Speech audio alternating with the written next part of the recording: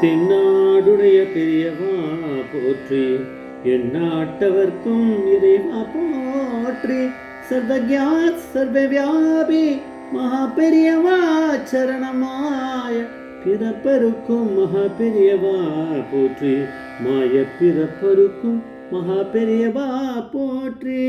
ಅಪಾರಕೊಂಡ ಸಿಂಧುಂ ಜಾಣ ಶಾತ್ರೂಪಿಣಂ Shri Chandrasekhar குரும் பிரணமாமதான கலியுதயம் காஞ்சிமானி YouTube channel பிரத்யேகமாக நமது மகாபெரியோட பக்தர்களுக்கு ஏற்பட்டு கொண்டிருக்கும் அனுபவங்களை ஒவ்வொரு நாளும் ஒரு அனுபவம், அது ஒரு தலைப்பு. அனுபவத்தோட தலைப்பு, என்னை பார்த்தா சொல்லியோ நேர ஊருக்கு கிளம்பு. என்னை பார்த்தா சொல்லியோ நேர ஊருக்கு கிளம்பு. இந்த சேனல் இருக்க சப்ஸ்கிரைப் பண்ணாதெல்லாம் பண்ணுங்க, தினமே பாருங்கள். இதை இந்த அனுபவத்தை சொன்ன ஸ்ரீமதி லலிதா சிவகுமார் அப்படிங்கிறவா. அவள் சின்ன பொண்ணாக இருந்தபோது, ஸ்கூல் படிச்சிருந்த போது ஏற்பட்ட அனுபவத்தை இப்போ சொல்கிறா, வேறு யாரும் சொல்லலை. அவள் யாருன்னா பரமபக்தர்களான புதுக்கோட்டை ராஜலக்ஷ்மி அப்படின்னா எல்லாருக்கும் தெரியாதவளே இருக்காது. நம்ம மகாபெரிவா அனுபவங்களில் நிறைய அது வரும். புதுக்கோட்டை ராஜலக்ஷ்மி மாமி ஜெகதீஷ் ஐயர் இவளோட பொண்ணு, ஒரே பொண்ணு. இவள் அந்த ஜெகதீஷையர் பற்றி சொல்லணும் அப்படின்னா, அவர் இந்த மாதிரி மகாபெரிவாளுக்கு பிக்ஷை பண்ணணுன்னா சிகை குடுமி வச்சுருக்கணும், கச்சம் கட்டிகிட்டு இருக்கணும்னா இவர் அப்போ ரயில்வேஸில் நல்ல வேலையில் இருந்தாராம். நம்ம இதெல்லாம் பண்ணிட்டு அதுவும் பண்ண முடியாது, அதனால் வேலையை விட்டுட்டாராம். அப்பேற்பட்ட பக்தி அவருக்கு, நிறைய பிக்ஷை பண்ணியிருக்கார் பெரியவாளுக்கு. அதுக்கப்புறம் இவர் பெரியவா அவருக்கு நல்ல திவான் பேஷ்கர் அந்த மாதிரியான போஸ்ட்லாம் கொடுத்து மடத்துக்காக நிறைய பண்ணியிருக்கார். அப்போ இவளுக்கு ராஜலக்ஷ்மி மாமி லலிதா சஹஸ்ரநாமம், அப்புறம் பகவத்கீதை இதெல்லாம் நிறைய பேருக்கு சொல்லி கொடுத்து அவளுக்கெல்லாம் கற்றுண்டு எல்லாருமே ஒன்றா உட்காந்துட்டு அவள் வீட்டில் பாராயணம் பண்ணுவாளாம். அப்படி பண்ணிட்டு இருக்கும்போது ராஜலக்ஷ்மி கன்சீவ் ஆகியிருக்கா. அப்போ அவள் நிறைய பேர் சஜஸ்ட் பண்ணியிருக்கா, உங்களுக்கு ஒருவேளை பொன் குழந்தை பிறந்தா அதுக்கு கீதா, ஏன்னா பகவத்கீதா எல்லாம் சொல்லியிருக்கா இல்லையா, கீதா இல்லை லலிதா அப்படின்னு பேர் வைங்கோன்னு. அதுக்கப்புறம் அவள் சொன்னபடியே பெண் குழந்தை தான் பிறந்தது. ஆனால் என்ன குழந்தைக்கு என்ன பேர் வைக்கணுன்னா அது பெரியவா தான் முடிவு பண்ணணும். கிளம்பி கொஞ்சம் குழந்தை ஒரு 2 மாதம் 3 மாதம் குழந்தை இருக்கும்போது பெரியவா கிட்ட போட்டு, என்ன பேர் வச்சாச்சா, பெரியவாக்கு தான் தெரியுமே பரமேஸ்வரனுக்கு. அப்போது இல்லை, இந்த மாதிரி சொல்கிறா, கீதா வை அப்படிங்கிறா, அப்புறம் லலிதான்னு வைன்றா, லலிதா சாசனம் இதெல்லாம் சொல்கிறதுனால அதை விஷயத்த சொன்னோடனே பெரியவா சொன்னாலாம், நீ லலிதானே வை, ஆனால் லல்லு லல்லி அப்படிலாம் கூப்பிட்றாத, லலிதானே கூப்பிடு அப்படின்னு சொல்லி பெரியவா ஆசீர்வாதம் பண்ணாலாம். அது முடிஞ்சுது. அதுக்கப்புறம் இந்த லலிதான்ற பொண்ணு ஸ்கூல் படிச்சிருந்த சமயம், அப்போ இவாளெலாம் கிளம்பி அம்மா அப்பா புதுக்கோட்டை புதுக்கோட்டை ராஜலக்ஷ்மி ஜெகதீஷ் ஐயர் அப்பா அதான் அவா, அப்புறம் பொண்ணு லலிதா ஸ்கூல் படிக்கிற பொண்ணு, இவெல்லாம் கிளம்பி சில ஸ்தலங்களுக்கு போயிருக்கா. காளஹஸ்தி, திருவண்ணாமலை இதெல்லாம் போயிட்டு மகாபெரிவாளை தரிசனம் பண்ணலாமேன்னு வந்திருக்கா. அதெல்லாம் அது பிடிச்சி பெரியவா இழுப்பா, ஏதோ விஷயம் இருந்தால் தான் பெரியவாளை போய் தரிசனம் பண்ணியிருக்கா. பண்ணவுடனே பெரியவா கிட்ட விஷயத்த சொன்னாலாம், இதெல்லாம் போயிட்டு வந்தோன்னு.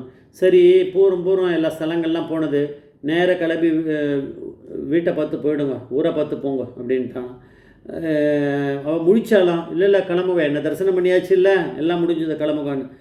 அப்போ கிளம்பி போயிட்டா உடனே, ஏன்னா பெரியவா சொன்னதை கேட்பா. போயாச்சு. போய் 2 நாளில் லலிதாவுக்கு அந்த பொன் குழந்தைக்கு ஜுரம் வந்துடுது. ஸ்கூல் போகிற பொண்ணுக்கு 103 104. என்ன நம்ம டேப்லெட் எது கொடுத்தாலுமே அங்கே டெம்பரேச்சர் குறையாமல் அப்படியே இருக்கான்.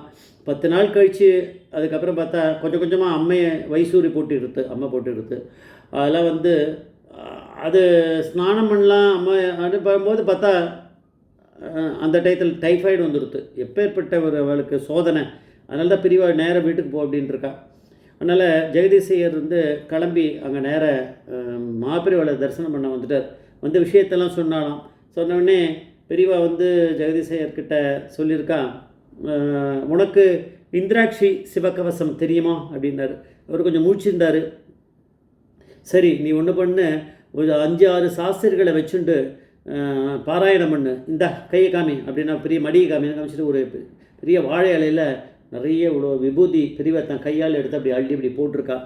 இந்த விபூதியை இலையில அதை பரப்பி ஓம் நமச்சிவாயன்னு எழுதிட்டு அதில் பொண்ணையும் குழந்தையும் வச்சுக்கோ, வச்சுட்டு அவள் பாராயணம் பண்ணட்டும்.